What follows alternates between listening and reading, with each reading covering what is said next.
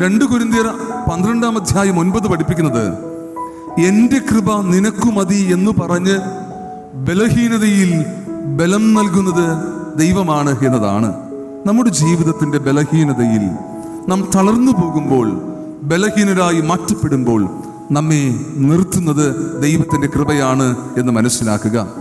പകലന്തിയോളം പണിയെടുത്തിട്ട് നാളെ ഞാൻ എങ്ങനെ ഉണരുമെന്ന് ചിന്തിച്ച് കിടന്നുറങ്ങിയാലും പ്രഭാതത്തിൽ പുതുബലത്തോടെ എഴുന്നേൽക്കുവാനും ഉപജീവന കാര്യാദികളിൽ ഏർപ്പെടുവാനും കഴിയുന്നത് ദൈവത്തിൻ്റെ കൃപയൊന്നുകൊണ്ട് മാത്രമാണ് എന്ന് മനസ്സിലാക്കുക. 30-ാം സങ്കീർത്തനം 2-3 വാക്യങ്ങൾ പഠിപ്പിക്കുന്നത്, നിലവിളി കേട്ട് സൗഖ്യം നൽകുന്ന, ജീവരക്ഷ നൽകുന്നതാണ് ദൈവത്തിൻ്റെ കൃപ എന്നാണ്. അപ്പോൾ ജീവനോടെ ഈ ഭൂമിയിൽ നമ്മെ ശേഷിപ്പിച്ചിരിക്കുന്നത്, സൗഖ്യം നൽകി നമ്മെ പരിപാലിക്കുന്നത് കൃപാലുവായ ദൈവം നമ്മുടെ ദൈവമായതുകൊണ്ടാണ്.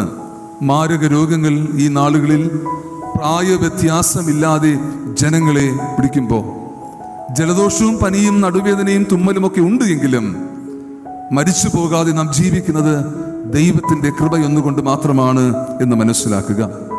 30-ാം സങ്കീർത്തനം 7-ാമത്തെ വാക്യം പഠിപ്പിക്കുന്നത്, നമ്മെ ഉറപ്പിച്ച് നിർത്തുന്നത് കൃപാലുവായ ദൈവമാണ് എന്നാണ്. ജീവിതത്തിൽ ജീവിക്കുവാൻ ആവശ്യമായ സകല നന്മകളും നൽകി നാം ഇന്ന് കാണുന്ന ദൈവീക അനുഗ്രഹങ്ങളിലേക്ക് നമ്മെ നടത്തി നമ്മെ ഉറപ്പിച്ച് നിർത്തിയിരിക്കുന്നത് ദൈവമാണ്, ദൈവത്തിൻ്റെ കൃപയൊന്നുകൊണ്ട് മാത്രമാണ് എന്ന് മനസ്സിലാക്കുക.